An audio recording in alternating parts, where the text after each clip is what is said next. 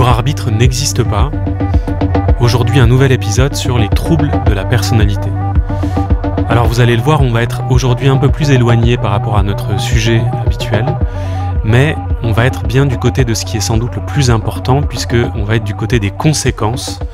Quelles conséquences ça a dans notre rapport au monde, dans nos interactions, dans nos pratiques, et par exemple dans nos pratiques médicales, que de savoir que le libre arbitre n'existe pas et que personne ne sait faire exprès librement de décider de ce qu'il est et de ce qu'il va devenir.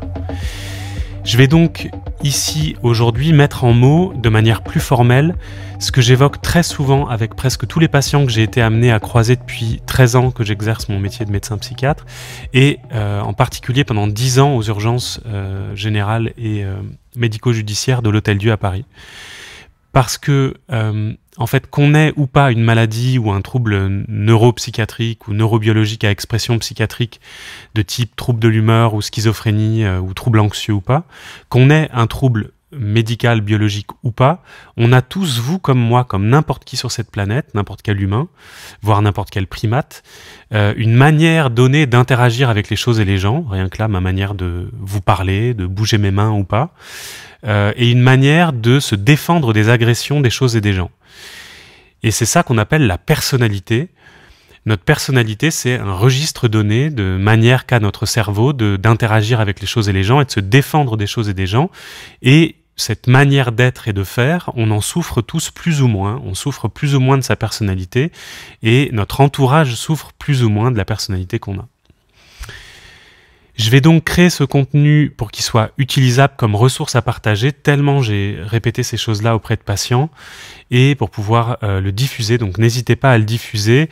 N'hésitez pas aussi, s'il vous plaît, si vous pensez que ces propos et ce que je travaille sur cette chaîne et sur ce podcast a de l'intérêt, n'hésitez pas à le soutenir, s'il vous plaît, avec des likes, partages, abonnement à la chaîne YouTube, 5 étoiles sur Spotify et en vous abonnant aux pages Insta et Facebook.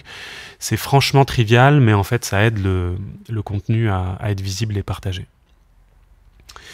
Ce qui est donc tout d'abord fondamental de comprendre, rentrons dans le vif du sujet, ce qui est fondamental de comprendre, c'est qu'en psychiatrie, il n'y a aucune maladie ni aucun trouble qui soit défini dans l'absolu en soi. Toute définition de trouble est fondamentalement relative, et c'est-à-dire que, en particulier, relative à un niveau de souffrance. Si vous ne souffrez pas et si personne ne souffre de la manière avec laquelle vous fonctionnez ou du fait que vous entendez des voix, on ne parle pas de trouble ni de maladie.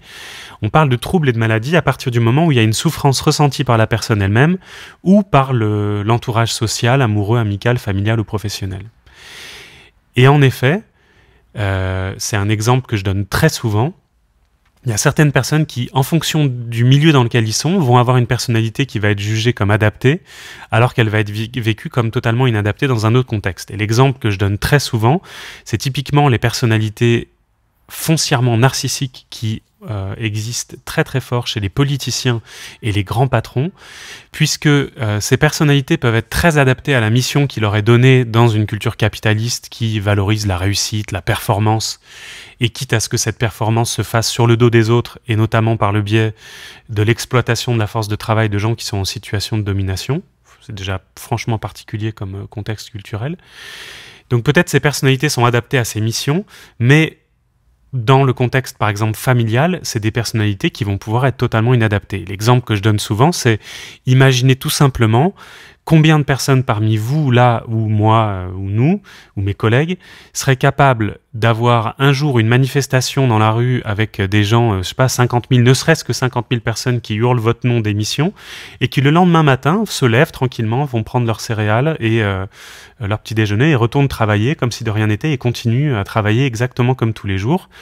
L'exemple parfait étant des manifs pendant des semaines et des semaines et des semaines avec des gens qui se font éborgner et les politiciens qui, au lieu de démissionner et se dire « Ok, je suis pas la bonne personne, il faut la population que je suis censé représenter a besoin d'autres gens », non, c'est eux qui déconnent et c'est moi qui ai raison et d'ailleurs c'est parce que ils n'ont pas compris ma politique et qu'il faut que je fasse plus de pédagogie. Franchement, il faut être câblé d'une manière spéciale et a fortiori de manière profondément et intimement narcissique. On va voir ensuite ce que ça veut dire ce terme-là. L'autre élément fondamental, en plus donc de cette définition du trouble qui n'est seulement que relative, c'est que contrairement à la croyance occidentale hégémonique, il n'y a rien ni personne qui sache décider librement de faire exprès d'être ce qu'il est et de ce qu'il va faire. Et c'est pour ça que cet épisode sur les troubles de personnalité a toute sa place dans ce podcast, puisque l'absence de libre arbitre se mesure aussi très bien à l'absence de liberté que nous avons à fonctionner psychologiquement de la manière avec laquelle nous fonctionnons. Je veux dire, si c'était pas le cas, si les humains étaient vraiment libres de décider d'être ceci plutôt que cela, ça fait longtemps qu'il n'y aurait plus personne chez les psys, et qu'il suffirait de décider de ne pas souffrir et de ne plus être malade et de ne plus avoir de troubles psychologiques pour ne pas souffrir, et de ne plus être anxieux, par exemple, pour ne plus être anxieux. Or, force est de constater que ça ne fonctionne pas comme ça. On peut le constater tous les jours, qu'on soit soi-même d'ailleurs psychiatre, psychologue ou pas, ou qu'on soit tout simplement un animal humain avec une pensée et des émotions qui émanent de cet organisme. On peut décider tous les jours que ça y est, on l'a compris, et qu'on va arrêter de se prendre la tête, et qu'on constate bien que c'est l'anxiété, par exemple, la source de nos problèmes, que pour autant, c'est pas la fin des problèmes. Si ce que j'étais était le fruit de ma simple volonté et de ma liberté, il suffirait que je repère les soucis, et puis que je décide librement avec mon libre arbitre de ne plus fonctionner comme je fonctionne. Oh, je ne veux plus avoir peur quand je vois une araignée. Oh, je ne veux plus me retourner dans la rue en permanence depuis que j'ai été agressé. Oh, je ne veux plus être addict à l'alcool. Oh, je veux pouvoir boire une bière sans avoir besoin derrière de finir la bouteille de whisky. Simple, il suffit de décider. Si tu veux, tu peux. Oh, je ne veux plus être déprimé. Ça passe beaucoup ça par les entourages qui disent aux personnes, je vais le dire de manière triviale, mais bouge-toi, bouge ton cul, c'est bon, maintenant il faut que tu te bouges et sors de là. La dépression, ça se guérit en sortant de chez soi. Et autre exemple, oh, je ne veux plus me mettre en couple avec des gens violents. Bah oui, pourquoi tu te mets en couple avec des gens violents? C'est de ta faute. Si tu continues à faire ça, je ne te parle plus. Et on pourrait aller jusqu'à oh, j'en ai marre d'entendre des voix, allez, je vais décider de plus entendre des voix, et puis ça ira mieux. Ce qui est clair, c'est que « oh, je ne veux plus », c'est un déclic qui est absolument fondamental et qu'il faut que le cerveau puisse faire ce déclic. Ce déclic est nécessaire pour qu'un jour, à force de travail et d'aide extérieure, il puisse, ce cerveau, ne plus fonctionner comme ça. Mais la motivation, donc c'est pas la volonté c'est une représentation consciente de cerveau humain, mais ce qui est réellement, ce qui existe au sein des organismes biologiques, c'est de la motivation. Cette motivation, elle est, oui, clairement indispensable, mais elle n'est absolument pas suffisante. Il faut encore passer cette motivation, avoir les bons outils et faire les bons exercices de bonne psychothérapie, donc c'est-à-dire de bonne kinésithérapie du cerveau, adapté aux bons problèmes, donc au bon diagnostic, pour qu'il puisse y avoir des résultats. La motivation ne suffit pas, il faut encore après que le hasard fasse qu'on rencontre des bonnes personnes qui fassent les bons diagnostics et qui nous donnent, en fait, qui donnent à notre cerveau les bonnes nouvelles informations dont notre cerveau n'était pas doté jusqu'à maintenant pour pouvoir modifier son activité et qu'à force de modification d'activité, il y a des modifications de connexion et que fonctionnellement, le cerveau fonctionne différemment. Et donc typiquement pourquoi vous m'entendez souvent critiquer la psychanalyse et par exemple si vous suivez la page Insta, eh ben c'est pas par principe ou par idéologie, vous avez compris que c'est pas le style de la maison, c'est tout simplement qu'en toute logique, si vous allez chez le kiné parce que vous avez mal au genou, par exemple quand vous courez, et que le kiné il passe 7 ans 3 fois par semaine, 30 minutes par séance, ça coûte 80 € la séance, non pas à travailler des exercices avec vous pour modifier le fonctionnement de la jambe et des muscles qui sont trop tendus d'un côté, pas assez tendus de l'autre et qui font que vous avez mal au genou, mais que vous passez donc 7 ans à ruminer sur les raisons dans votre petite enfance qui font que vous avez appris à marcher de telle manière plutôt que pas comme ça, ben vous allez, par hasard peut-être avoir des déclics cérébraux qui vont commander donc différemment votre corps, mais vous vous en remettez à une quantité de hasard et une probabilité qui est proche de zéro, et c'est bien pour ça que scientifiquement la psychanalyse n'a jamais fait la preuve d'aucune efficacité, mais pour des raisons à nouveau strictement logiques. Oui, c'est fondamentalement utile de savoir ce qui s'est passé dans notre enfance enfance, la manière avec laquelle on a appris à marcher, pour comprendre que, par exemple, si vous n'avez appris à marcher que sur du sable, bah, c'est normal que vous vous cassiez la gueule quand vous essayez de courir sur du béton. C'est normal de revenir régulièrement au mécanisme de la fracture, au mécanisme de la souffrance pour identifier au mieux, le plus finement possible, les situations qui vous mettent en stress, que ce soit physique ou émotionnel ou psychologique, pour mieux comprendre quelles sont les dimensions qui sont trop stéréotypées, trop rigides chez vous, donc quel est le muscle qui est trop fort, et d'identifier les zones fragiles, les zones, les compétences que votre cerveau n'a pas apprises, et par exemple les endroits où vos muscles sont trop faibles, pour pouvoir travailler. Mais travailler comment? Bien matériellement, physiquement. Les émotions, la pensée, ça plane pas au-dessus de la matière, c'est l'expression de notre câblerie neuronale, au même titre que si on a mal à la jambe. C'est pas parce que notre âme est malade, ou que, comme les psychanalystes lacaniens aiment à le dire, c'est si vous avez mal au genou, c'est que vous avez mal au je et au nous. Il faut être quand même franchement azimuté de la poésie du subjonctif du 15e degré pour réussir à croire des trucs aussi absurdes. Du coup, le traitement est bien, non pas une poésie intellectuelle qui plane au-dessus de la matière, mais bien de s'ancrer dans la matière, de modifier la manière que la matière a de fonctionner, donc vos muscles ou votre cerveau. Donc, quand on fait de la psychothérapie, on fait de la kinésithérapie du cerveau. Bref, un des soucis encore très répandus dans les services de psychiatrie est donc qu'on prescrit la mauvaise kinésithérapie du cerveau plutôt que des thérapies qui ont fait leurs preuves, et tout simplement parce qu'elles sont basées sur des éléments rationnels et scientifiques qui sont par exemple que l'ensemble de ce que vous ressentez et de ce que vous décidez, et consciemment ou pas, et des émotions que vous ressentez est expliqué et sous-tendu par une activité de votre matière et de votre matière organique, de votre organisme, et en l'occurrence de votre cerveau. Ça n'existe pas, la pensée qui plane au-dessus de la matière, dans l'inconscient du subjonctif, du refoulement sexuel, de ce qu'on a ressenti quand on était enfant. C'est des représentations erronées et qui sont tout simplement l'expression de notre ethnopsychiatrie à nous, de nos croyances, mais en fait de la culture occidentale, européenne, de l'Ouest, bourgeoise, de début du XXe siècle, donc avant la révolution sexuelle, d'où l'obsession des psychanalystes pour les questions sexuelles, quoi. Évidemment que le sexe a une importance bien moindre dans notre quotidien que ce que les psychanalystes peuvent bien en faire.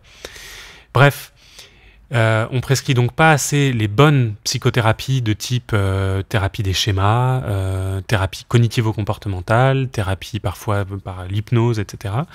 Et surtout, il y a encore beaucoup trop la croyance que c'est les médocs qui vont tout guérir et tout calmer et tout changer. Alors que les médocs ont une place hyper importante dans les troubles neurobiologiques comme la dépression, les troubles de l'humeur, donc un accès maniaque, les troubles anxieux, ou dans un trouble comme la schizophrénie. Ne pas donner de médicaments, ce serait l'équivalent de faire de la kinésithérapie sur une jambe qui est cassée, ça n'a aucun sens. Mais pour autant, par exemple, dans les troubles de la personnalité, les troubles psychologiques, et pour prévenir la récidive de troubles biologiques, comme j'ai dit, troubles de l'humeur, etc., la kinésithérapie du cerveau, donc la psychothérapie, est absolument fondamentale. Et donc, c'est pour ça qu'il faut absolument que les humains soient beaucoup plus au clair de comment ça fonctionne dans le cerveau, et à quel point on n'est pas libre de décider que ça fonctionne autrement, pour bien évidemment comprendre qu'il faut des exercices et travailler, comme on travaillerait ses muscles, il faut travailler ses neurones pour changer, pour avoir une augmentation de la probabilité que l'activité de notre cerveau change, et que à un embranchement donné, on ait le courant électrique qui arrête d'aller toujours dans la même voie, et par exemple arrête de commander de la colère à chaque situation de désaccord par exemple, et puisse aller emprunter d'autres voies plus adaptées aux situations. Ce qu'on appelle donc notre personnalité, c'est absolument fondamental de se le représenter comme ça. C'est pas à nouveau des pensées qui planent au-dessus de la matière. Ce qu'on appelle notre personnalité, c'est, à un moment donné, à cet instant T, la manière avec laquelle notre cerveau va interagir avec les choses et les gens, et la manière avec laquelle il va se défendre des agressions par les choses, les situations et les gens. Et ça correspond à un état donné de notre câblerie neuronale. C'est d'ailleurs cette câblerie est un résultat de l'immensité, complexissime quantité d'interactions qui ont eu lieu depuis que le gamète mâle et le gamète femelle qui vous constituent se sont rencontrés, puis que la génétique et votre biologie a déterminé une part immense de votre fonctionnement neurobiologique, mais physique aussi, puis que à partir de la vie intrafétale, votre organisme a été modifié, imprimé, impacté par toutes les interactions qu'il a eues avec l'environnement à partir de la vie intrafétale, hein, et notamment les interactions sociales qui, à force de répétition, ont appris à votre cerveau à fonctionner d'une manière plutôt que d'une autre. Et c'est donc l'absolue entièreté de ces interactions depuis votre genèse jusqu'à ce jour qui fait que, à cet instant T, vous êtes dans un état donné de votre matière physique, corporelle, mais aussi donc neurologique, donc intellectuelle, et que vous avez une manière donnée d'interagir avec les choses et les gens, une manière donnée de vous défendre des choses et des gens.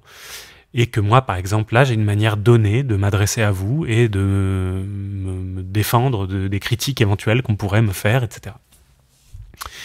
Toute personne, vous comme moi, a donc un registre d'ensemble de modes d'interaction avec le réel qui est pour tout le monde, comme pour vous, comme pour moi, de type obsessionnel, narcissique, histrionique, paranoïaque, évitant, dépendant, sociopathique, schizotypique, schizoïde et borderline.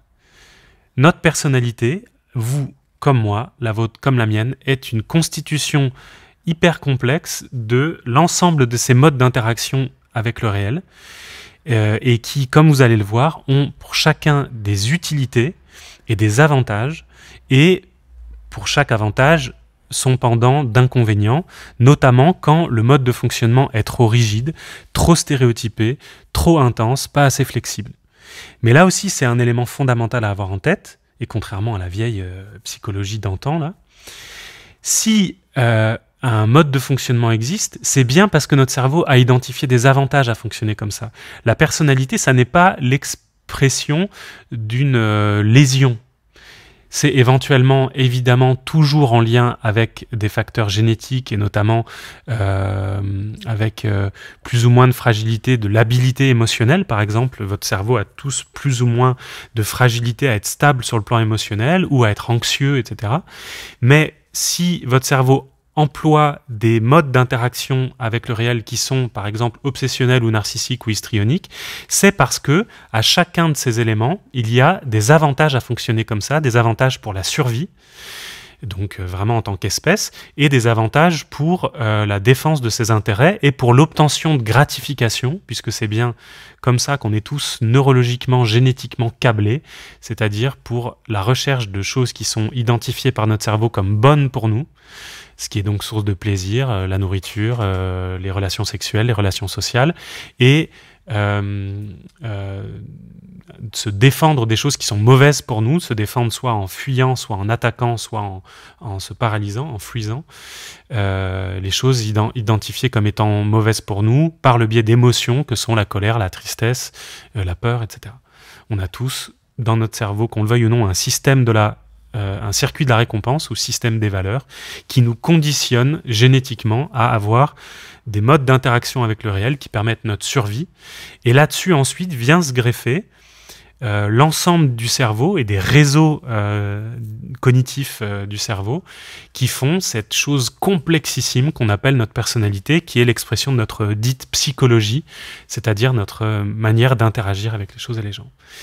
Et on va prendre donc là chacun des types de personnalités et on va explorer leurs avantages et leurs inconvénients, avec donc en tête ce qu'il faut avoir, c'est qu'une personnalité équilibrée est en fait une personnalité qui, en fonction des situations, emploie tel ou tel outil, tel et tel mode d'interaction avec le réel, de manière adaptée, flexible, fine, et et j'insiste, flexible, c'est-à-dire de manière pas trop rigide et qui peut se remettre en question en fonction de la personne qu'il a en face, qui elle aussi a une personnalité et va nous engager dans une partie d'échec perpétuel à utiliser certains outils en fonction des outils que la personne emploie.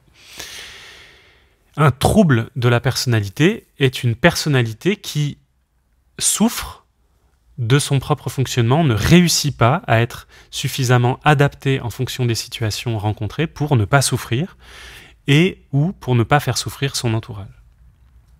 On va prendre chaque trait de personnalité et on va les étudier.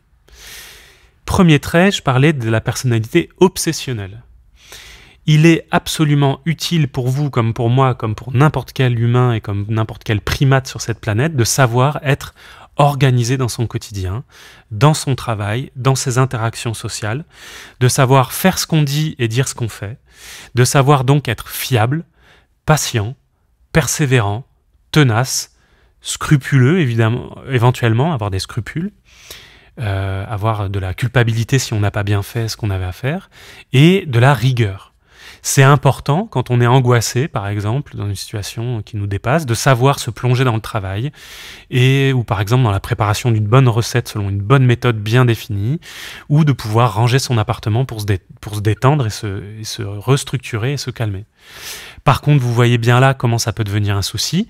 Si vous ne savez jamais faire autrement, et si votre cerveau ne sait pas faire autrement que comme ça, c'est-à-dire ne sait jamais faire autrement que de rigidifier, faire exprès de contrôler la situation, et même dans les situations qui ne peuvent que lui échapper, et par exemple, même quand son patron narcissique vous donne des missions toujours plus impossibles à faire et vous harcèle, et que face à ça, votre cerveau va toujours plus essayer de tenir le taureau par les cornes et va donc toujours plus se faire secouer, quitte à se prendre des cornes dans la tronche. Ou bien, par exemple, exemple plus trivial, si en vacances vous êtes incapable de juste vous relâcher et que vous avez besoin tous les jours d'avoir un programme ultra défini pour lutter contre l'angoisse de vide et que vous êtes chiant avec votre entourage s'il y a le moindre imprévu et si on n'a pas suivi ce qui avait été écrit et défini et décidé, alors vous avez des éléments de rigueur qui deviennent de la rigidité, et vous allez avoir des éléments de personnalité obsessionnelle qui vont relever du trouble de personnalité de type obsessionnel. Voilà, pour ce premier exemple. Deuxième exemple ensuite, la personnalité histrionique. C'est très important de savoir séduire, sur le plan social comme sexuel. C'est très important de pouvoir déployer des moyens verbaux, non verbaux et d'interaction pour pouvoir plaire, et au moins ne pas déplaire, et donc de déployer des stratégies, par exemple, pour attirer l'attention, se mettre au centre de l'attention, un peu au moins, mais pas trop à nouveau, sinon on est insupportable. Et à nouveau, vous voyez que c'est une question de balance avantage-inconvénient et de bénéfice-risque, et c'est souvent une question de quantité et de bon dosage. Il faut avoir, oui, un peu le souci de ne pas déplaire. Sinon, typiquement, vous êtes une personnalité narcissique qui n'en a rien à foutre. Soit tu m'aimes, soit je te jette. Trouble de personnalité type narcissique. Soit, mais si vous avez trop le souci de ne pas déplaire et que vos interactions sont toujours de manière stéréotypée, obsédées par le fait de prendre la lumière, prendre l'attention pour être sûr de plaire, parce que c'est le seul moyen de vous anxioliser, parce que de base, vous avez une telle fragilité narcissique, un tel manque d'assises narcissiques, vous avez tellement peu d'estime de vous-même et d'assurance que vous avez tout le temps besoin d'en rajouter des caisses pour plaire et être à l'attention, au centre de l'attention, et ben vous serez insupportable à nouveau et vous aurez un trouble de la personnalité de type histrionique, on dit. C'est typiquement des gens qui vont avoir ce qu'on appelle du théâtralisme et qui vont, oui, être dans un espèce de chantage affectif permanent aimez-moi, aimez-moi, et si vous n'acceptez pas de me laisser au centre de l'attention, c'est que vous m'aimez pas, et qui vont surcompenser le fait d'ailleurs de sentir que les autres ne nous aiment pas par toujours plus de séduction. Et donc c'est évidemment des personnalités qui peuvent dysfonctionner à cet endroit. Donc ça, on parlera de trouble de la personnalité de type histrionique. Personnalité narcissique, le fameux. Ce terme, il est souvent associé à des représentations négatives. Et pourtant, c'est d'abord et avant tout absolument fondamental pour tout le monde d'être un minimum narcissique. C'est-à-dire d'avoir une bonne assise narcissique. Alors, ça ne veut pas dire s'aimer de manière inadaptée, mais bien avoir une assise narcissique en acier trempé, c'est-à-dire avoir du respect pour soi et de l'estime pour soi, puisque bien évidemment, la base même pour pouvoir ne serait-ce que survivre et au moins vivre sans souffrance, c'est évidemment d'être le premier à penser qu'on mérite de vivre, et au moins autant que les autres, qu'on mérite de s'exprimer et de faire valoir ses besoins dans la relation à l'autre, dans ses relations professionnelles, etc. Sinon, sans ça, on ne peut pas vivre sans souffrance. Sans ça, on se fait bouffer, on se fait violenter, on se fait mépriser, et on souffre toute sa vie d'un manque de reconnaissance, et on met en place des relations utilitaires, où l'enjeu de séduction et de dépendance à l'autre, ou de recherche permanente de perfection, ou de sensations fortes et de passion, etc., est intarissable, et ça donne des relations qui sont pas saines, qui sont pas stables et pas équilibrées.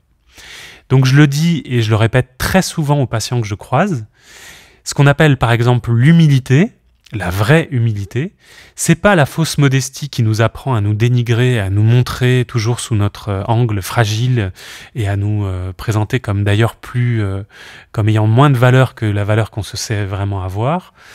La vraie humilité, c'est de savoir à quel point on a, oui, des fragilités et des forces. À quel point notre fonctionnement a des avantages et des inconvénients certes, mais des avantages aussi. La vraie humilité, la profonde, c'est aussi de savoir ses avantages et son droit et sa légitimité à pouvoir vivre, si ce n'est heureux, au moins pas malheureux. Donc ça, c'est ce que j'appelle avoir une assise narcissique en acier trempé et une assise narcissique saine. C'est ce qui va permettre, par exemple, dans des situations de conflit, précisément de pouvoir écouter les critiques des autres et aller authentiquement prendre le risque d'écouter vraiment les soucis qu'on pourrait avoir et que l'autre nous dit qu'on a, pouvoir vraiment sincèrement se remettre en question et pouvoir oser le faire sans avoir la peur que ça ravive des peurs archaïques, des blessures trop fortes depuis l'enfance, par exemple si on a été harcelé ou violenté, et sans que ça nous effondre, quoi. Et donc, il faut avoir suffisamment d'assises narcissiques et de self-esteem pour pouvoir précisément, dans une situation de conflit ou de couple, par exemple, ne serait-ce que de couple ou d'amitié ou professionnel, pouvoir entendre les endroits où on a à progresser et à travailler, ou bien aussi les endroits où en fait on sent que l'autre est en fait en train de parler de ses fragilités à soi, de nous faire porter à nous la responsabilité de sa souffrance à soi, et non, c'est juste de trouver que les reproches faits par l'autre sont injustes. Il faut aussi de l'assise narcissique solide pour pouvoir faire ce travail-là de tri dans les interactions avec les choses et les gens, entre ce qui est légitime d'identifier comme problématique chez soi et ce qui n'est pas légitime. Et donc là, vous voyez poindre les avantages et les inconvénients, mais aussi les inconvénients du narcissisme, c'est que, par contre, si vous êtes tellement narcissique et si votre cerveau est tellement convaincu qu'il est mieux que les autres, eh bien, votre cerveau aura une incapacité à pouvoir se remettre en question, entendre les critiques et à se remettre en question. Et il développera un rapport aux autres et des relations qui seront strictement que utilitaires. Vous aurez donc c'est typiquement ces personnalités qui sucent l'énergie des autres et des gens. Et tant que tu me sers à quelque chose, je suis en relation avec toi. Et puis une fois que tu me sers plus à rien ou que vraiment tu me remettras en question, je te vire. Trouble de la personnalité de type narcissique. Et là, vous voyez poindre la tarte à la crème qui, à un moment donné, remplissait tous les magazines de développement personnel, qui est le fameux pervers narcissique. En fait, les pervers narcissiques sont rarement des vrais troubles de personnalité narcissique. C'est souvent des gens qui ont une assise narcissique complètement pourrie et effondrée, qui ont besoin, pour se maintenir à flot, de faire du mal aux autres.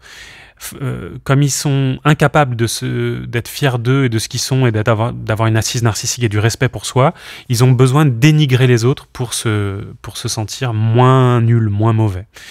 Et donc ça, c'est des personnalités en fait beaucoup plus souvent borderline, on en parlera plus tard. Borderline, mais borderline masculin, dans une culture stéréotypiquement patriarcale qui apprend aux petits-enfants de sexe masculin, en tout cas de genre identifié comme masculin, à moi pas content, être colérique et jouer aux pompiers et aux policiers et prendre la parole et couper la parole s'il le faut, quand les petites filles, archétypalement, on leur apprend à être gentilles, à être discrètes, à jouer à la dinette et à pas la ramener, quoi. Donc vous voyez que je parlais de système de la récompense génétiquement codifié chez tous les mammifères. Je parle ensuite de développement neurologique qui est d'autant plus complexe que notre cerveau d'humain est très complexe. Donc la psychologie chez nous est particulièrement riche, mais c'est aussi des fonctionnements archaïques nécessaires pour la survie. Séduire, se défendre, pouvoir avoir ce qu'on veut et virer ce qu'on veut pas. Et c'est aussi évidemment tout ça teinté par la culture dans laquelle on vit, la culture occidentale étant une culture, on le verra ensuite, profondément pourvoyeuse de troubles de la personnalité de type, par exemple, borderline, et on en parlera un peu plus tard. Autre trouble de la personnalité ou élément de personnalité normale, adaptée ou pathologique, c'est la personnalité évitante. C'est hyper important pour vous comme pour moi de savoir éviter le conflit.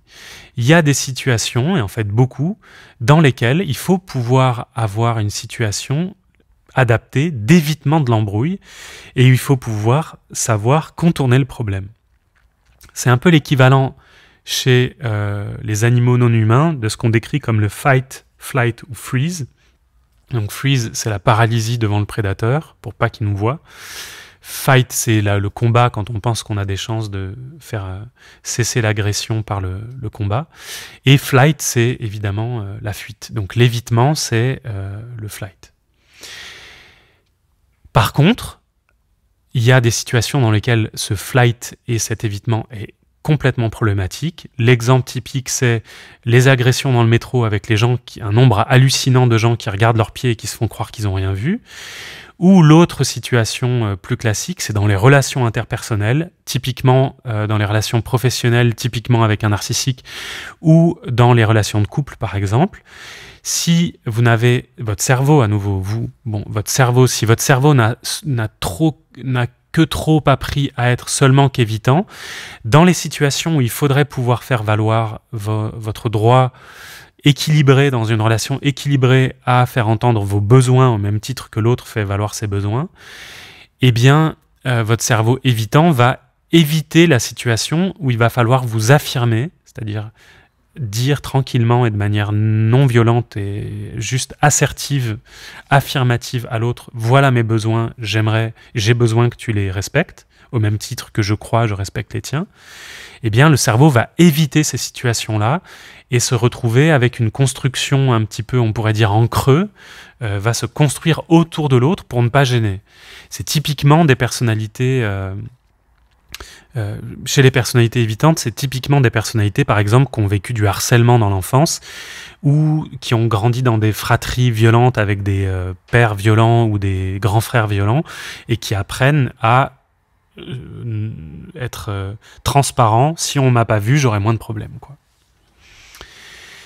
Avantages et inconvénients toujours. Autre personnalité ensuite, la personnalité paranoïaque.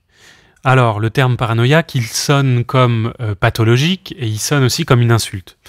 En fait, c'est d'abord et avant tout hyper important, pour vous comme pour moi, comme n'importe qui, pour la survie et pour la protection de nos intérêts, de pouvoir se méfier des choses et des gens. Et en fait, que vous le vouliez ou non, dès que vous rencontrez une nouvelle situation, une nouvelle personne, votre cerveau, d'abord, il se méfie. D'abord et avant tout, avant de se demander si ça va être une source de gratification et de plaisir et de bonheur, votre cerveau, il doit être en alerte, et en fait, de fait, il l'est d'abord et avant tout, en alerte de est-ce qu'il y a un danger ou pas. Vous voyez bien que ça, c'est adapté et fondamentalement adapté. Il y a même des boulots, par exemple, dans lesquels c'est encore plus adapté. Si vous êtes policier, eh ben, il y a une surreprésentation des éléments de personnalité paranoïaque parce que c'est utile. Mais si, quand vous rentrez chez vous, vous continuez à être méfiant et à ne pas savoir faire confiance aux gens et vous êtes chiant et tout le temps à pas croire les gens, ben, vous aurez un trouble de la personnalité paranoïaque et c'est pénible pour vous et pour les autres. Il y a une variation de la personnalité paranoïaque qui est la personnalité qu'on dit sensitive. Paranoïaque, c'est une personnalité qui a une assise narcissique trop importante. Ça part souvent d'une personne qui est trop sûre d'elle et qui a en plus une fausseté du jugement et qui a souvent fait trop l'expérience de gens qui l'ont trahi ou quoi et qui donc du coup a la fausse croyance, c'est un cerveau qui a la fausse croyance que oui vraiment la vie mérite d'être méfiante et plus méfiant que ce que font les gens. Ça, c'est en positif des personnalités plus quérulantes, qui vont être, par exemple, à faire des procès, qui vont être combatives, qui ne savent pas lâcher, qui ne savent pas faire confiance. Le pendant inverse avec une assise narcissique effondrée, c'est donc les personnalités sensitives, qui vont être beaucoup plus sur un mode plaintif. « Ah, c'est tout le temps les autres qui sont contre moi ». Et en fait, ça peut donner l'impression de personnes fragiles dont il faudrait prendre soin. Mais en fait, c'est aussi des personnes qui stérilisent toute relation équilibrée parce que toute possibilité de se remettre en question. Si je suis tout le temps en permanence en train de me positionner comme une victime des autres qui sont des grands méchants et qui me veulent du mal et que je suis le grand fragile, et ben en fait on peut jamais rien me dire puisqu'à chaque fois qu'on me dit un truc je m'effondre et je chouine et je dis ah vous êtes méchant et vous êtes tout le temps contre moi. Donc en fait c'est aussi à travailler. Et vous voyez que les personnalités narcissiques et paranoïaques, ils ont beaucoup de mal à se remettre en question, puisque par définition, leurs éléments de personnalité partent toujours du principe que c'est les autres le problème. Donc pour les aider à se remettre en question, il vaut beaucoup mieux contourner et utiliser des modes plutôt évitants et faire entendre à la personne qu'eux-mêmes souffrent du fonctionnement et de leur fonctionnement. Donc ne pas les prendre frontalement en leur disant qu'ils ont tort, mais de leur montrer qu'ils souffrent de la situation. C'est comme avec les personnes qui entendent des voix, si vous leur dites non c'est faux, c'est ton cerveau qui délire, les voix elles n'existent pas, ben là, vous ne reverrez plus jamais la personne, vous perdez le lien de confiance. Si vous dites par contre j'entends ce que tu me dis et jamais je pourrais te contredire, toi tu entends des voix donc c'est que tu entends des voix, mais je te propose de t'aider parce que j'ai l'habitude de ce genre de situation en tant que psychiatre et je vois manifestement que tu en souffres, là vous pouvez créer une alliance avec la personne. On continue avec un autre trouble de personnalité ou éléments de personnalité qui peuvent être adaptés, les éléments sociopathiques. Alors pareil, on se dit là, c'est le sociopathe, le psychopathe, on pense que c'est d'abord et avant tout une insulte, mais non, c'est d'abord avant tout des avantages, évidemment. C'est super utile quand vous êtes en danger et que vous avez utilisé tous les moyens possibles et imaginables pour pouvoir vous défendre d'une attaque. C'est super utile de pouvoir utiliser de la violence s'il y en a besoin. C'est super utile de savoir voler si vous avez faim et que vous n'avez plus un rond. C'est super utile de temps en temps de savoir faire ce qu'on veut quand on veut et de pouvoir dire ce qu'on veut quand on veut. Même si, oui, et là vous voyez la limite arriver, plus on vit en société, plus on est en lien avec tous les autres désirs et tous les autres besoins des autres et tous les autres mécanismes sociopathiques, narcissiques, histrioniques, paranoïaques des autres. Et donc plus il faut se construire aussi en négociation avec les autres et donc plus les éléments de personnalité sociopathique, ou on dit aussi antisociaux, ne fonctionnent pas. Et typiquement par exemple, un des moyens de régulation comportementaux à l'échelle de la société, c'est ce qu'on appelle la loi. Les comportements sociopathiques sont régulés par la loi. Par contre, donc, il y a des situations où c'est évidemment utile de pouvoir faire usage de violence, typiquement pour faire cesser de la violence si on n'a eu aucun autre moyen d'action. Cette personnalité, c'est l'occasion de faire une petite aparté et de redire ce que je disais plus tôt. Toutes les personnalités sont le fruit d'une interaction. Donc toute la personnalité qu'on a là à cet instant T, tout état donné de notre câblerie là à cet instant T est le fruit d'une interaction complexissime entre une part innée, même si c'est impossible de distinguer l'inné de l'acquis, mais une part qu'on se représente comme étant innée de notre personnalité, qui est ce qu'on appelle le tempérament. Tous les bébés naissent plus ou moins calmes, agités, curieux, méfiants, joyeux, colériques, etc. Tous les bébés. Et une part qu'on dit plus acquise, même si à nouveau c'est une interaction entre les choses et c'est impossible de distinguer les deux, tellement le social modifie le biologique et le biologique intime une manière d'interagir avec le social. Et donc une manière plus acquise qui est ce qu'on appelle le caractère. Et donc c'est le fruit des deux qui fait notre personnalité. Il y a typiquement des troubles neurologiques infantiles, par exemple de manque d'empathie, qui vont engager un rapport au réel qui va être plus psychopathique, on dit. C'est typiquement les enfants qui n'ont pas d'empathie, qui crament des chats tout petits. Bon, bah, ça donne généralement des parcours pas très bons parce que socialement, vous serez très inadapté si vous êtes très incapable de cognition sociale juste et adaptée. Et vous allez être dans un rapport de force permanent, avec une intolérance permanente à la frustration et au rapport de hiérarchie, alors que la vie sociale est faite de ça. Et à l'inverse, vous pouvez terminer sur des personnalités sociopathiques si, par exemple, vous avez grandi dans un milieu pauvre qui, pour s'en sortir, a mis en place des stratégies professionnelles, par exemple, illégales, comme le trafic de stupes, par exemple, et que pour vous en sortir dans certaines situations de conflit, eh ben, vous êtes obligé de faire usage de la force et de la violence, puisque vous pouvez, par définition, comme votre activité est illégale, vous ne pouvez pas faire appel à la police ou à la loi. Bon, bah ça fait que, évidemment, si vous avez appris depuis que vous êtes enfant à fonctionner comme ça, bah, ça fait qu'à l'âge adulte, ça augmente la probabilité que vous ayez une personnalité de type, on dit, sociopathe ou antisocial. Je vais vous parler maintenant de la personnalité dépendante avant de vous parler des 3 dernières personnalités dites schizoïdes, schizotypiques et sans doute la plus importante que j'ai gardée pour la fin, la plus importante au moins en clinique occidentale, qui est la personnalité borderline, dite aussi état limite ou émotionnellement labile. La personnalité dépendante, c'est évident pour vous comme pour moi, comme pour tous les humains, qui est un minimum de dépendance les uns aux autres, les uns des autres. C'est ce qui permet à une société d'avoir un corps social uni, c'est d'avoir des cerveaux individuels qui sont dépendants au moins un peu les uns des autres et qui en fait se laissent les uns après les autres prendre le lead dans les différents projets et les différentes tâches qui nous animent au quotidien, que sont les tâches et les projets qu'on a au sein d'un couple, au sein d'amitié, au sein de famille, au sein de profession ou en tant que coparent ou colocataire par exemple. En fait, la dépendance, c'est le lien d'attachement minimal nécessaire entre les gens pour mener à bien des projets. Et on voit bien là l'intérêt. L'inconvénient étant qu'une personnalité dépendante va stéréotypiquement ne pas savoir faire autrement que de laisser tout le temps le lead à l'autre. Alors l'avantage, c'est le bénéfice secondaire de ne pas avoir jamais à prendre la responsabilité d'assumer des choix, de les exposer, de motiver les gens à nous suivre, etc. Ça fait aussi que vous n'avez jamais à assumer les inconvénients d'avoir pris le lead, c'est-à-dire éventuellement la responsabilité d'un échec.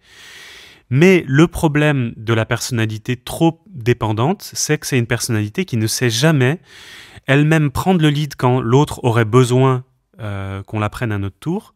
Et ça fait des personnalités qui se cachent derrière les décisions prises par les autres pour ronchonner et en fait critiquer tout le temps les choix faits par les autres, incapables en fait qu'ils sont eux-mêmes d'assumer des responsabilités, des décisions et d'assumer par exemple leurs désirs et leurs besoins. Et là aussi, ça rejoint ce que je disais sur la personnalité évitante, c'est qu'il y a des moments où évidemment en tant qu'individu, vous avez besoin de faire valoir par exemple vos désirs et si vous n'avez jamais appris à le faire, eh ben, vous pourrez éventuellement vous en remettre toujours aux désirs des autres et vous cacher derrière la critique des mauvais désirs des autres. Ça fait des personnalités donc très collées aux autres, dépendants aux autres, mais au bout d'un moment, en fait, qui font un peu suffoquer et dont on ne peut avoir l'envie de se défaire en les rejetant. C'est souvent des attachements intenses, mais à nouveau insécures et fragiles. On a bientôt fini, il en reste 3. Personnalité schizoïde. C'est important de pouvoir être bien dans ses baskets, seul dans son coin, isolé comme un ermite.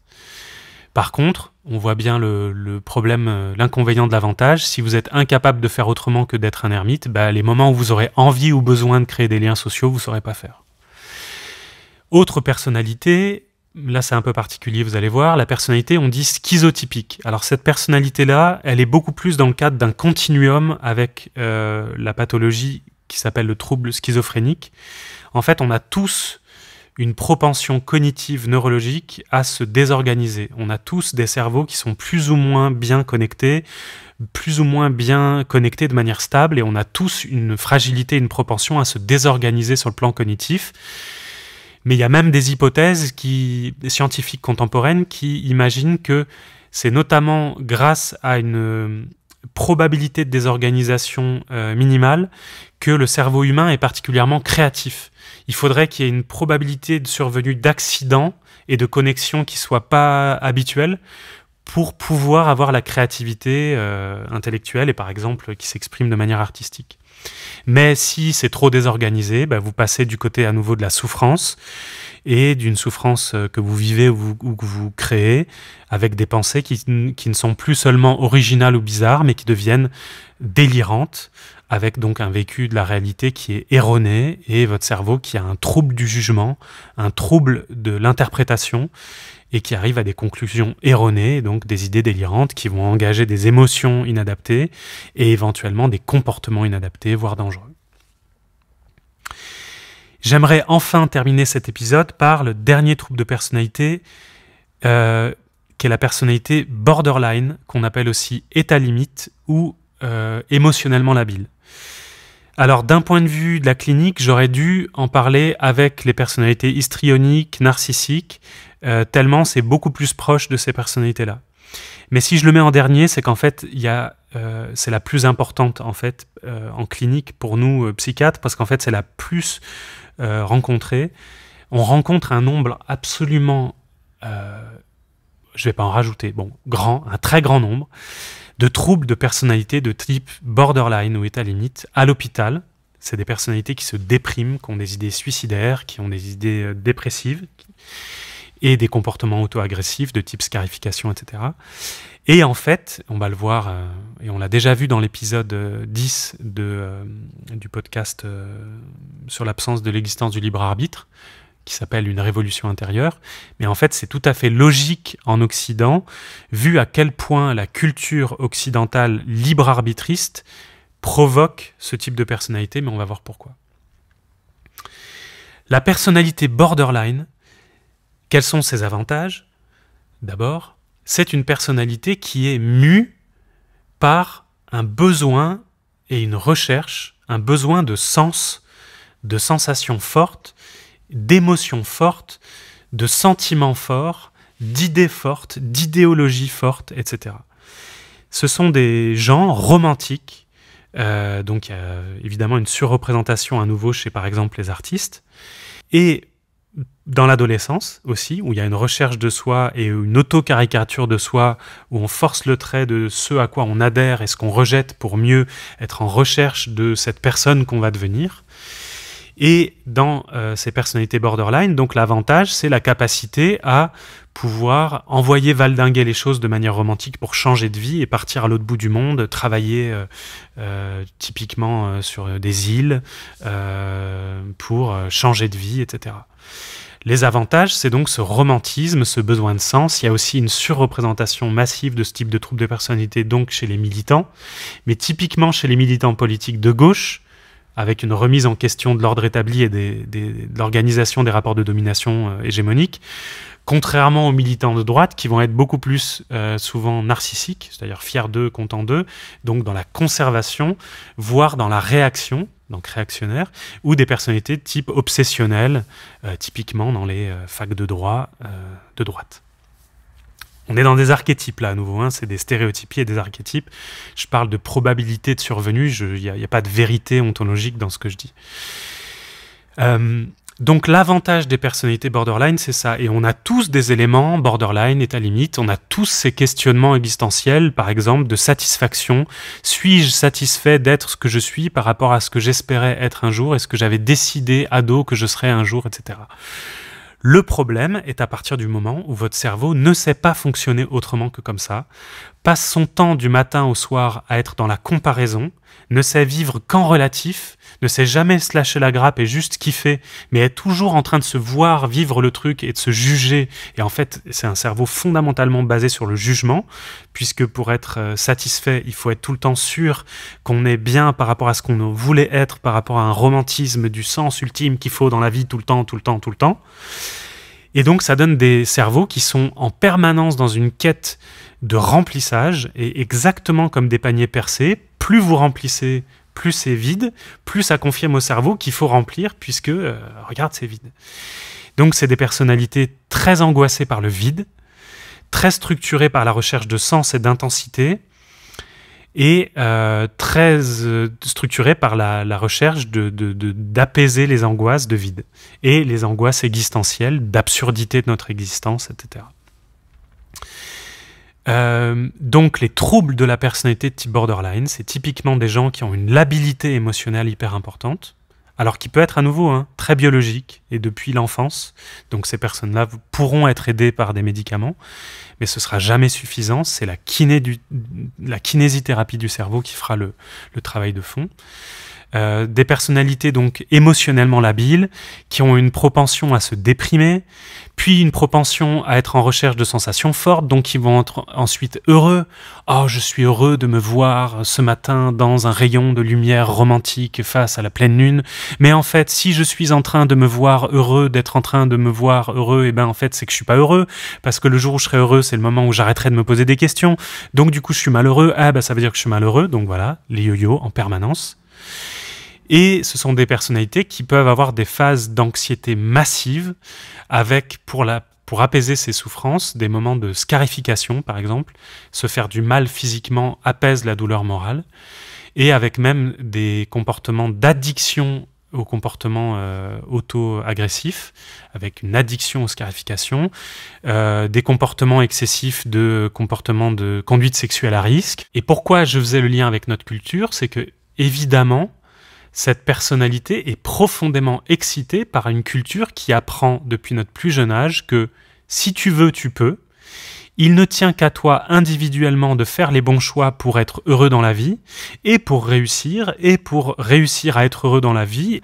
Et vous n'êtes plus soumis aux lois archaïques et réactionnaires de la famille et de votre culture d'antan ou de la religion. Oh, c'est moche tout ça. Non, non, non, non. Chacun est libre individuellement de s'occuper de son petit nombril.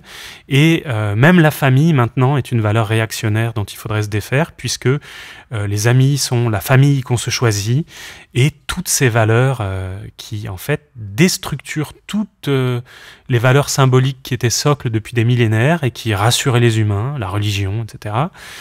Chaque humain étant maintenant réduit à être une espèce d'atome esselé, pris dans une anxiété de performance permanente par rapport à lui-même et par rapport aux autres.